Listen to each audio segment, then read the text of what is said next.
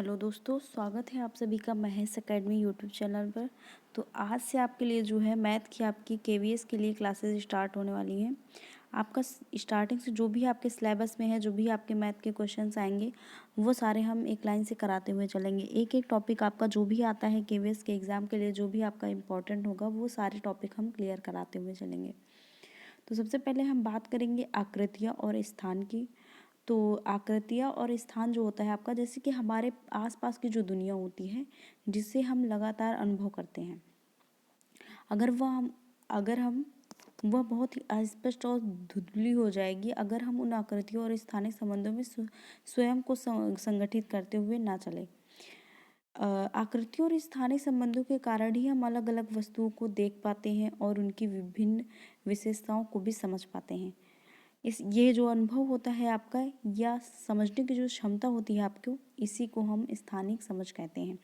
For example, जैसे कि कोई भी सामान आपके सामने रखी हुई है, अगर हम उसको ये नहीं बता पाएंगे कि ये सामान कौन सी है, अगर हमको उसकी आकृति और स्थान या उस चीज़ के बारे में कोई भी जानकारी नहीं होगी, तो हम उस वस्तु के बारे में कुछ भी नहीं कह पाएंगे। तो यही चीज़ है, आपको उस चीज़ के बारे में जानकारी होनी चाहिए, तभी हम आप उस चीज़ के बारे में कुछ भी बता सकते हैं।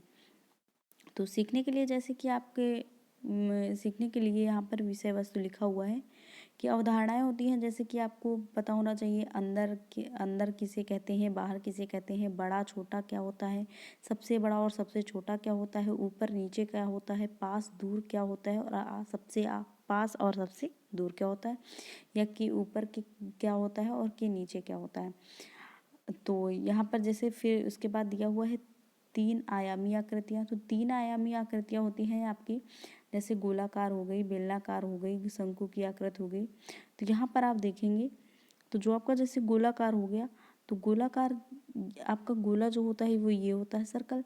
तो ये आपका हो गया गोलाकार। तो हम अगर ये सर्कल कहीं भी देखेंगे तो हमको पता चल जाएगा कि यहाँ बात की जा रही है गोलाकार की। अगर उसके बाद अगर बेलनाकार बोलता है, तो बेलन जो होता है आपका, बेलन का जो आपका शेप होता है वो ऐसे होता है, ये आपका होता है बेलन का शेप। तो ये आपका हो जाएगा बेलनाकार। तो अगर हम तो अगर हम यहाँ पर जैसे बात करेंगे बेलनाकार की, तो बेलन का आपका शेप ये होता है, अभी हमने बताया। और अगर गोले की बात करेंगे तो गोले का शेप ये होता है। तो यहाँ पर हमको आकृतियों का ज्ञान होना चाहिए। और यहाँ पर जैसे शंकु लिखा है, शंकु की आकृति, तो शंकु की आकृति आपकी ये होती है। तो ये सब चीज़ें हमको पता होनी चाहिए कि ये सब चीज़ों को हम देख के हम पहचान सकें कि आखिर ये चित्र किस चीज़ का है, ये आकृति जो है आपकी वो किस प्रकार की है। जैसे कि हमको ये चीज़ ज्ञात होना चाहिए कि लुढ़कना क्या होता है और सरकना क्या होता है, इसकी समझ होनी चाहिए हमको। हर चीज़ की जो भी आपकी छोटी से छोटी जानकारी होनी चाहिए, वो सब हमको ज्ञात होनी चाहिए। फिर यहाँ पर आप बात करेंगे 2 आयामी आकृतियों की।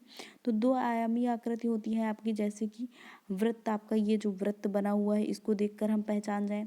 वर्ग बना है, अगर ये बना हुआ है तो इसको हम देख के पहचान जाए। आयत जो है आपका आयत हो जाए, और त्रिभुज हो जाए आपका।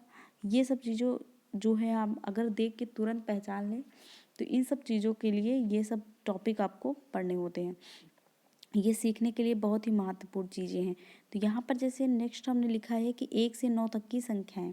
तो 1 से 9 तक की संख्याएं जो हैं आपकी, वो बहुत ही नेसेसरी होती हैं। तो अगर हम बात करेंगे 1 से 9 तक की संख्याओं की, तो उसको हम अगर सही से पढ़ना चाहते हैं या उसका ज्ञान लेना चाहते हैं, मतलब 1 से 9 तक की संख्याओं को, तो सबसे पहले हमको ध्यान रखना चाहिए कि संख्या के नाम को हम सही क्रम में बोल सकें। सबसे पहले ये अपने अंदर कैपेसिटी होनी चाहिए कि हम संख्या के नाम को जो है वो सही क्रम में बोल सकें। देन उसके बाद सेकंड नंबर लिखा हुआ है कि किसी समूह में मौजूद वस्तुओं को सही संख्या बता सकें। जैसे कि मेरे हाथ में कितनी पेंसिलें हैं, अगर मतलब मेरे पास इनकेस कुछ पेंसिल्स रखी हुई हैं, तो हमको ये पता होना चाहिए कि उसमें कितनी संख्याएं हैं, मतलब उन पेंसिलों की संख्या कितनी है। और इसके बाद अगर थर्ड ऑप्शन की बात करें, थर्ड की, तो यहाँ पर है कि एक समूह में बताई गई बराबर वस्तुएं उठा सकें। जैसे मुझे 7 संगमरमर के टुकड़े दो, तो अगर हमसे किसी ने बोला कि हमको 7 संगमरमर के टुकड़े दो, तो अगर हमको यही नहीं पता होगा कि 7 हम कैसे काउंट करेंगे, तो हम कैसे बता देंगे कि ये 7 हैं और हमने आपको 7 पेंसिल वो संगमरमर के टुकड़े दिए। तो यहाँ पर 7 जो है आपका, जैसे 1 2 3 4 5 6 7, इसी प्रकार तो हम 7 देंगे। अगर ऐसे नहीं आता है आपका, तो ऐसे ऐसे ही लिख लीजिए, 1 2 3 4 5 6 7। तो ऐसे करके आप देंगे एक एक करके। तो ये आपको इस चीज़ का आपको नॉलेज होना चाहिए कि आप हम गिनती कैसे करते हैं। ये सब बहुत ही नॉर्मल और एकदम कॉमन चीज़ें हैं। इन सब चीज़ों का ज्ञान सबको होता है। मतलब ये जो गिनतियाँ होती हैं इनको कैसे गिना जाता है, 1 से 9 तक की गिनतियाँ हैं। और अगर हम बात करें जोड़ की, तो जोड़ जो होता है आपका, वो 2 समूह की वस्तुओं को मिलाकर गिनने से होता है। जैसे कि इस जोड़ जो होता है आपका वो 3 चरणों में होता है। जैसे कि आप पहला जो आपका ऑप्शन दिया हुआ है, जो पहला दिया हुआ है उसमें लिखा है कि दोनों समूहों की वस्तुओं को अलग अलग गिनना। दोनों वस्तुएं जो होंगी दोनों समूह की, उनको अलग अलग गिन लेना। फिर समूहों को मिलाना, फिर मिलाए गए समूहों की वस्तुओं को गिनना। सेकंड आपका दिया हुआ है कि एक समूह की वस्तुओं को गिनना और फिर इस संख्या से आगे दूसरे समूह की वस्तुओं को गिनना तथा इसी प्रकार आगे बढ़ना। थर्ड आपका दिया हुआ है कि समूहों की वस्तुओं के प्रयोग किए बिना समूहों की वस्तुओं की संख्याओं को प्रयोग करना। फॉर एग्जाम्पल, जैसे कि ये आपका एग्जाम्पल मैंने दिया हुआ है नीचे 4 पेंसिलें और 2 पेंसिलें वाला, लेकिन उससे पहले हम एक एग्जाम्पल और कराते हैं। उससे पहले एक एग्जाम्पल आपका कराते हैं। जैसे कि यहाँ पर आपको दिया हुआ है, फॉर एग्जाम्पल हमारे पास एक 2 बॉक्स हैं।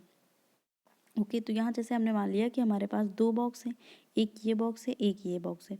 इस बॉक्स में जो है आपके पास दो दो गोले हैं या कुछ भी कोई भी आइटम है जो कि 2 है। और इधर अगर हम देखें तो यहाँ पर 3 रखे हुए हैं। तो हमसे अगर पूछा जाए कि दोनों जो बॉक्स हैं उनमें से जितने भी आइटम हैं, मतलब जो अंदर ये सर्कल टाइप है, इनको काउंट करो। तो यहाँ पर हम देखेंगे तो पहले हम पहले बॉक्स में गिनेंगे। तो पहले बॉक्स में जब गिनेंगे तो ये आपका आ जाएगा 1 2, मतलब 2 हो गया।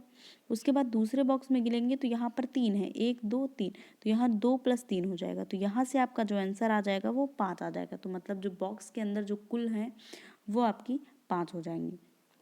फॉर एग्जाम्पल यहाँ पर जैसे आपका है, इसी प्रकार अगर कुछ भी लेना है, 1 2 3 हो गया। इधर इस बॉक्स में 1 2 3 4 है, तो इनको मिलाएंगे तो 3, ये 3 हो गया आपका। 3 में हम 4 ऐड करेंगे, 3 में 4 ऐड करेंगे मतलब 1 2 3 चीज़ें थी हमारे पास। उसके बाद 1 2 3 4 आपकी मिल गई, तो ये पूरी ऐड करनी है। तो ये हो गया आपका 1 2 3 4 5 6 7। तो यहाँ से आपका जो आंसर आ जाएगा वो आपका 7 आ जाएगा।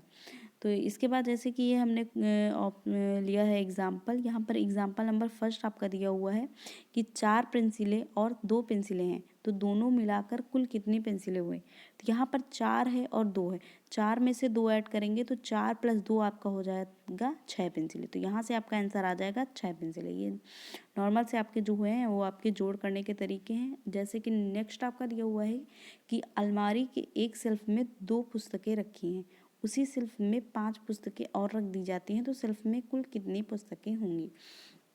तो यहाँ पर देखिए आपको दिया हुआ है कि शेल्फ में जो है आपकी 2 पुस्तक रखी हुई हैं।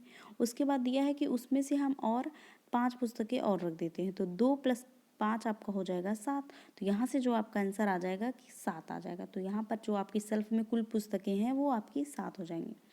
इसी प्रकार नेक्स्ट बात करते हैं थर्ड नंबर की। तो थर्ड आपका जैसे दिया हुआ है कि जॉन के पास 5 टॉफ़ियाँ हैं, उसकी माँ ने उसे 4 टॉफ़ियाँ और दे दी। मतलब जॉन के पास पहले 5 टॉफ़ियाँ थी, उसके बाद उसकी मम्मी ने 4 टॉफ़ियाँ और दे दी। तो यहाँ पर हमको समझ आ रहा है कि 5 थी, 4 और मिल गई, तो मतलब उसको ऐड करना है। जहाँ पर कुल आ जाए तो वहाँ समझ लीजिए कि वहाँ जोड़ ही करना है। तो यहाँ पर हम जोड़ करेंगे यहाँ पर, तो ये आपका 5 + 4 हो जाएगा। 5 में से 4 जोड़ेंगे तो ये आपका 9 आ जाएगा। तो यहाँ से आपकी जो उसके पास जॉन के पास जो कुल टॉफ़ियों की संख्या हो गई वो आपकी 9 हो गई। इसी प्रकार आपका होता है घटाना। यहाँ पर अगर आप देखेंगे तो जोड़ का जो नियम होता है उसमें चाहे दो, जैसे यहाँ पर दिया हुआ है 2 + 5 = 7, तो चाहे हम 2 में से 5 जोड़ें या 5 में से 2 जोड़ें, हमारा आंसर जो है वो 7 ही आएगा। यहाँ पर देखिए जैसे 2 है, 1 2 है, उसके बाद यहाँ 5 जोड़ा, 1 2 3 4 5, तो यहाँ पर आंसर आपका आएगा 7 ही। तो यहाँ देखिए 2 2 4 2 6 1 7 आ गया। अगर यहीं पे अगर हम 5 में 2 जोड़ें, 1 2 3 4 5, और इसमें 2 जोड़ेंगे 1 2, तो ये भी आपका 7 आएगा। 2 2 4 2 6 1 7, तो यहाँ से आपका आंसर जो है 7 आएगा। बट यहाँ पर जैसे घटाना की बात करें, अगर घटाओ की, तो घटाव की जो अवधारणा होती है वो 3 चरणों में होती है।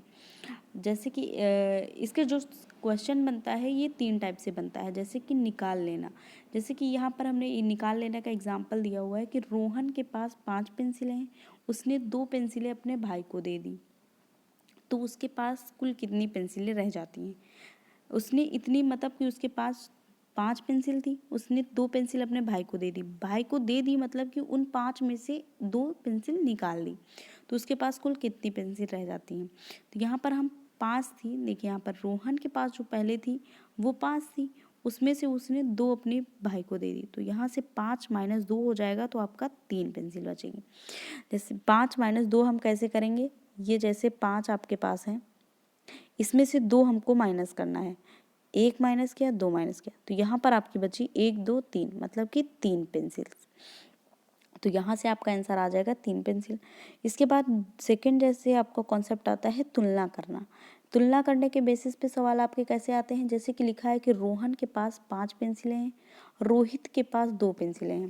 तो इसमें क्वेश्चन किया गया है कि रोहित की तुलना में रोहित के पास कितनी अधिक पेंसिलें हैं। तो यहाँ पर अधिक की पूछा जा रहा है रोहित की तुलना में, तो रोहित के पास कितनी पेंसिल, 2, और बोला है रोहन के पास 5, तो यहाँ से हमको 5 में से 2 माइनस करना पड़ेगा, तो यहाँ पर आपका हो जाएगा 5 में 2 जाएगा, तो आपका 3 पेंसिल आ जाएगा। और यही क्वेश्चन आपका तीसरे टाइप से पूछ लिया जाता है कि रोहन के पास 5 पेंसिलें हैं, अकबर के पास कितनी पेंसिलें और दी जाएं कि उसके पास पेंसिलों की संख्या रोहन की संख्या के बराबर हो जाए। तो यहाँ पर देखिए, यहाँ पर दिया हुआ है कि रोहन के पास 5 पेंसिलें हैं, अकबर के पास कितनी पेंसिलें और दे दी जाए कि उसके पास पेंसिलों की संख्या रोहन के बराबर हो जाए। हाँ, तो यहाँ पर जैसे आपका क्वेश्चन है कि रोहन के पास 5 पेंसिलें हैं, अकबर के पास यहाँ पर अकबर के पास जो आपको दिया रहेगा, अकबर के पास जो आपकी 2 पेंसिलें और हैं, तो इसमें पूछा गया है कि उसके बाद कि अकबर के पास कितनी पेंसिलें और दी जाएं कि उसके पास पेंसिलों की संख्या रोहन की संख्या के बराबर हो जाए। तो यहाँ पर आप देखेंगे अकबर के पास यहाँ दिया है 2 पेंसिलें, रोहन के पास दिया है 5, तो 5 में से हम 2 घटा देंगे तो 3 पेंसिल आ जाएगी, तो 3 पेंसिल अगर हम अकबर को और दे दें तो रोहन की संख्या के बराबर हो जाएगी। यहाँ पर थोड़ा मिसप्रिंट हो गया, लिखने में थोड़ा गलती हो गई है, यहाँ पर अकबर के पास 2 पेंसिलें होंगी और उसके बाद इसमें क्वेश्चन किया गया है कि कितनी पेंसिलें और दी जाएंगी अकबर को। इसके बाद जैसे 2 एग्जाम्पल आपके और लिए हैं मैंने कि एक पेड़ पर 4 तोते बैठे हैं, 2 तोते उड़ गए, तो पेड़ पर अब कितने तोते रह गए। तो अगर हमारे पेड़ पर जो है आपके 4 तोते बैठे हैं, उसमें से अगर हम 2 तोते माइनस कर देंगे तो हमको पेड़ पर बचे शेष तोतों की संख्या मिल जाएगी। तो 4 माइनस 2 करेंगे तो आपका आ जाएगा 2, 4 में आपका 2 जाएगा, 4 1 2 3 4 होता है आपका, इसमें से 2 चला जाएगा तो आपका 2 यहाँ से आंसर आ जाएगा। इसी प्रकार ये नेक्स्ट क्वेश्चन आपका दिया हुआ है कि वेदिका के पास 18 पेंसिलें हैं, उनमें से 3 पेंसिलें लाल हैं, कितनी ऐसी पेंसिलें हैं जो लाल नहीं हैं। तो यहाँ पर 18 पेंसिलें हैं वेदिका के पास, जिनमें से हमको संख्या बताई है कि 3 पेंसिलें जो हैं लाल हैं। तो 18 में से अगर 3 पेंसिलें लाल हैं तो बाकी सारी पेंसिलें जो हैं वो लाल नहीं होंगी। तो हमसे वही क्वेश्चन ने पूछा है कि बाकी ऐसी कितनी पेंसिलें हैं जो लाल नहीं हैं। तो 18 में 3 घटाएंगे तो ये आपका आ जाएगा 15। तो यहाँ से 15 पेंसिलें जो हैं आपकी वो लाल नहीं होंगी। अगर जैसे यहाँ पर हमने बात किया, ये जोड़ में पहले बोल देते हैं, तो यहाँ जोड़ की अगर बात करेंगे, अगर शून्य की बात आती है तो किसी भी संख्या में अगर हम 0 को ऐड करेंगे किसी भी संख्या में, तो उसका जो मान होता है वो नहीं बदलता है। यहाँ जैसे 4 में हम 0 को जोड़ेंगे तो यहाँ पर आपका 4 ही आएगा, चाहे जितनी बड़ी संख्या हो, हजारों में हो, लाखों में हो या करोड़ों में हो, अगर उसमें हम 0 ऐड करेंगे तो आपका 0 ही आएगा। जैसे फॉर एग्जांपल 100 + 0 करेंगे तो आपका आंसर जो आ जाएगा वो 100 ही आएगा। उसी प्रकार अगर घटाओं में बात करें तो घटाओं में 0 का भी इफेक्ट नहीं पड़ता है। फॉर एग्जांपल यहाँ 10 - 0 करेंगे, 10 में 0 जाएगा तो मतलब 10 ही आएगा। 5 - 0 = 5। तो यहाँ पर 0 का कोई महत्व नहीं होता है जोड़ और घटाना में। ओके, आई होप आपको ये क्लास अच्छी लगी हो। तो आप लोग ये हमारे साथ बने रहिए। बाकी चैनल में आपको सारे जो भी टॉपिक आपके आएंगे केवीएस के एग्ज़ाम के लिए वे सारे हम कराते हुए चलेंगे। बेसिक से लेके चल रहे हैं, जो भी आपके टॉपिक बनते हैं वे सारे, और आप शुरू से आखिरी तक हम आपके साथ मेहनत करेंगे। आप लोग अच्छे से बने रहिए और धीरे धीरे सारे टॉपिक को क्लियर करते रहिए। Okay, thank you.